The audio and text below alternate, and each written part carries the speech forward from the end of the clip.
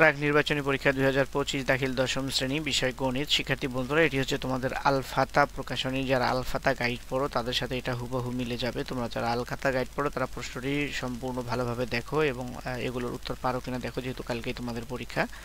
তো শেষ মুহূর্তে তোমরা একটু প্র্যাকটিস করো, এগুলো দেখো পারো কিনা। 1 নাম্বার, এর আগে দেখো তোমাদের এমসিকিউ গুলো দিচ্ছি। এমসিকিউ সৃজনশীল সবগুলো তোমাদেরকে দিয়ে দিচ্ছি। দেখো 9, 10, 11 একটি ত্রিভুজ আঁকার জন্য প্রয়োজন কি। তারপরে 3 দেখো, 4, 5, এটা হচ্ছে 5। তারপরে এখানে দেখো 12, এখানে 13, 14, তারপরে 5 হলে এটা হচ্ছে 6।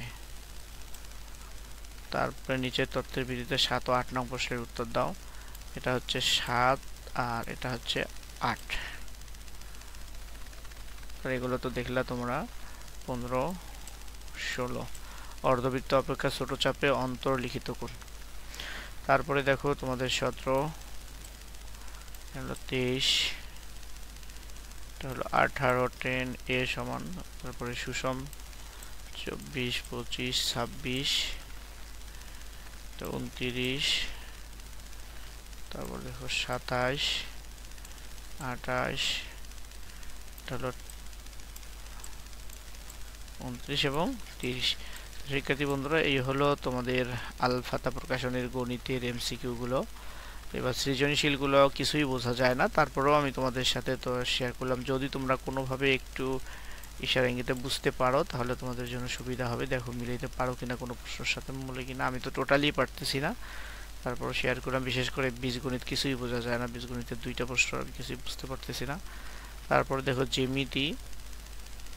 জ্যামিতির এটা জানি কি ভালো করে বুঝতে পারছি না, তবে এটা একটু বোঝা যাচ্ছে। 4 নাম্বারটা কেন্দ্র বিশিষ্ট ও কেন্দ্র বিশিষ্ট পি ও পি একটি বৃত্ত যার পিএম সমান এমডি, এ ডিএম সমান 3 একক, পিএম সমান 4 একক।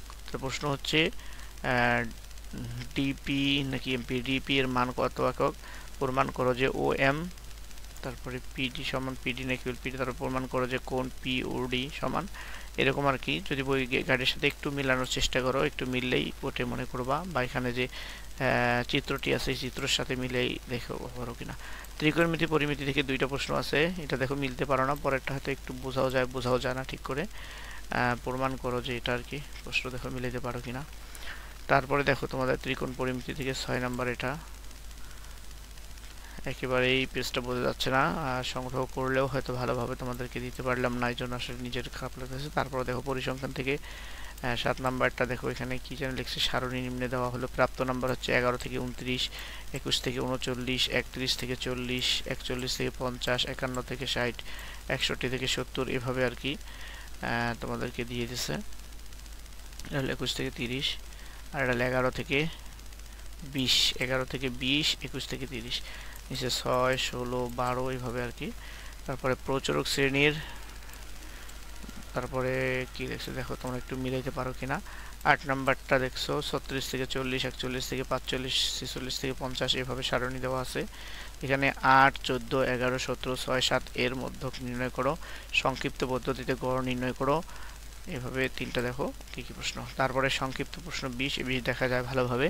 এই 20 তোমরা ভালোভাবে পড়বা। 10টা প্রশ্নের উত্তর দিলে 20 একটাতে 2 নাম্বার করে, এখানে 20 নাম্বার পেয়ে যাবে তোমরা।